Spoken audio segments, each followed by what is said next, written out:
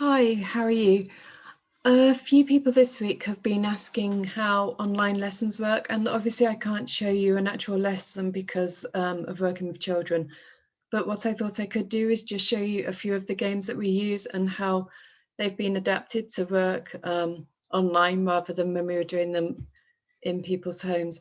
I've just got a random few games here just to show you a bit of variety of the sorts of things we do. But obviously if this short video leaves you with questions, please do get in touch and I shall do my best as always to answer them. One of the first games I want to show you is this one. It's Funny Pictures. When we were playing it before lockdown, we would do it on a piece of paper, and it's the game where the first person draws a head. Please excuse my artistic skills here, and make it as normal or as ridiculous as you like, because the more character you give it, the easier it is to draw. Oops, let's give him a, that's his nose, by the way, that funny thing there. He can have some crazy hair, and like I say, please do excuse my artistic skills. He can have a bobble hat, and we'll colour that in. Okay, normally what we'd do is fold the piece of paper over, but because we're online and we can't do that, the person which has got drawn the head then covers it up with a block, and if it's the other person, which is the viewer, I suppose, rather than the host, which is going to be drawing the body, you give them control of the screen, and then they can draw their bit. So then once the first person's drawn the head, the next person comes in and draws a body. Again, I apologise about my artistic skills, and I'm just going to keep it quick and easy just because I don't want to waste your time while you sit here watching me draw some truly terrible picture. And once again, that's covered by a block so that the other person can't see it. And then the first person who drew the head comes back in and draws some legs and feet. There you go. That's their legs and feet. And then you reveal the picture. And you're left with some crazy image. And then what you do is, using the roll of the dice, if you roll you have to describe it using the different grammatical techniques. So if you roll a 1, you have to write a sentence which includes 2 adjectives. If you roll a 2, you have to describe what he likes doing in a sentence that contains an adverb. A 3, you need to write a prepositional sentence. 4 is a simile, 5 is a proper noun, and 6 is an adverb again. So that's one way that we've been doing kind of like grammatical terminology with key stage 1 and 2, occasionally key stage 3 when we've been online. So that's one idea that we've been using. Okay, let me find another one to show you. What one next? I will show you this one. This is another. Let me share my screen again. Sorry. Oops. Okay, I'll do it like this, it'd be better.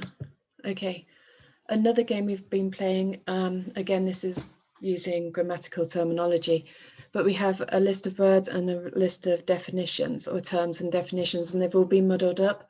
So what you do, again, give control to the other person, and they can right click on the one that they're trying to find, and then right click on the bucket, and that fills it with color. And then you find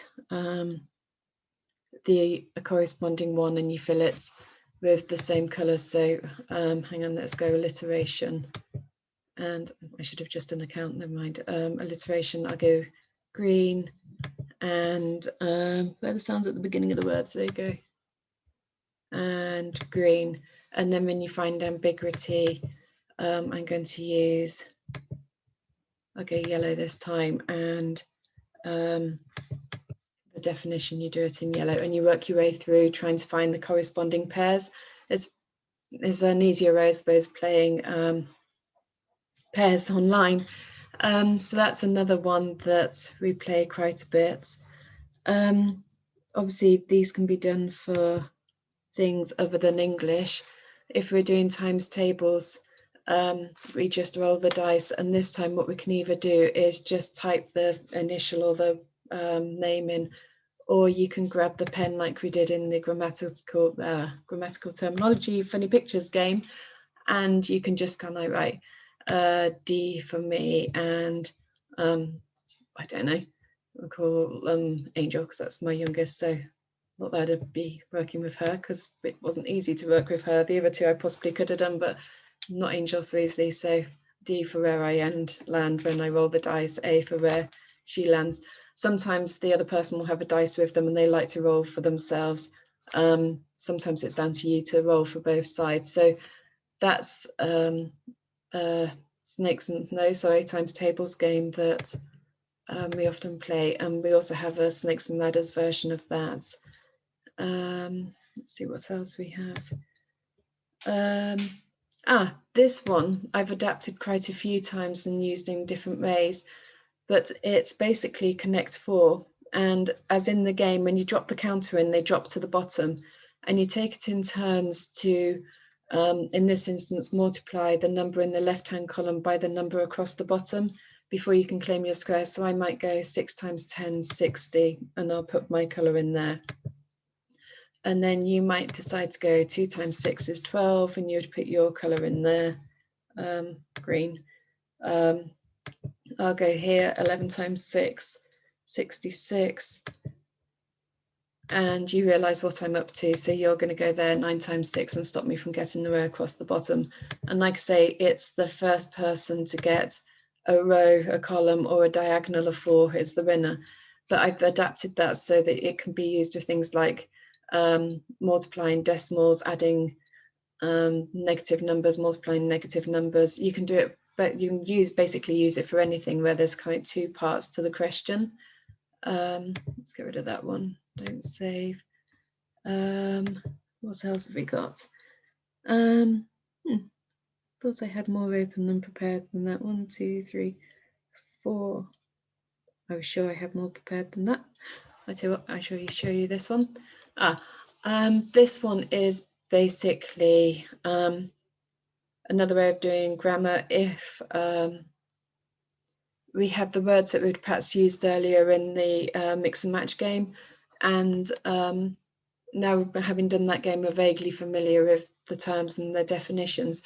You have to try and find them in the word search. So for example, I'd give you the pen once again, or I might give you control so that you can do it by right clicking if you prefer, and I'm going to do that one just because it seemed to jump out at me, and I can fill that bucket in green. And adjective, can't see it. Oh, there's a spelling mistake I can see. There you go. I cannot see it. Oh, word that describes a noun. Sorry, couldn't see that. And I'll cross that out as done. There we go. And then we'll go on to the next one. Can't see. Assertion. There you go. We'll do that one. And I'll do it in a different colour so that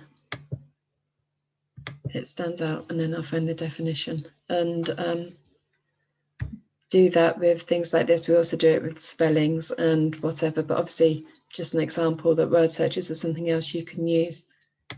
Close that one and don't save.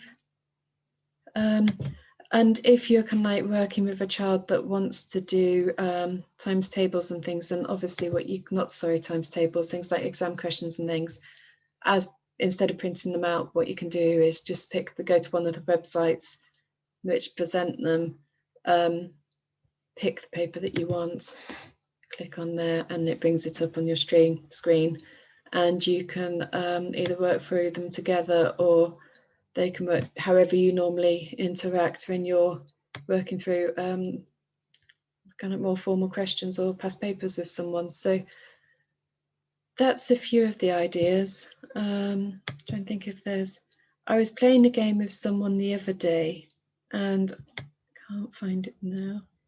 English resources. And basically what we had was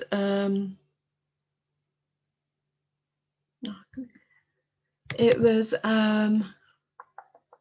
under here. Sorry, the brain's having a break for a minute. Abstract nouns, it was one of these. Collective nouns, mix and match. And what we did was, just bring it up for a second. Before we started playing, we went into the share screen again, and I gave them control of the screen again. And what we did was we covered each square with a block so you couldn't see the words underneath.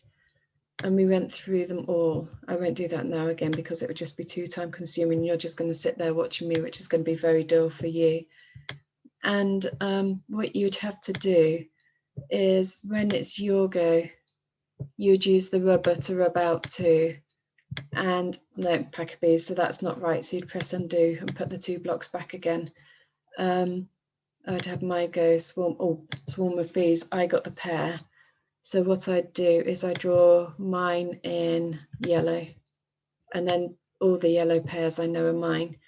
If the next one you got the pair, then you choose your color and you'd highlight your blocks in your color. So when you say the blue blocks were your pairs, and then at the end you can see who won. But a lot of it's being willing to give the other person control over your screen. But yeah, that's basically how we carry out the lessons online. I hope that's answered some of your questions. Like I say, if that's left you with any questions, or you still got more questions, or I just didn't answer your questions, please do get in touch, and I promise I will do my best to help. Keep safe, take care, and see you soon. Bye.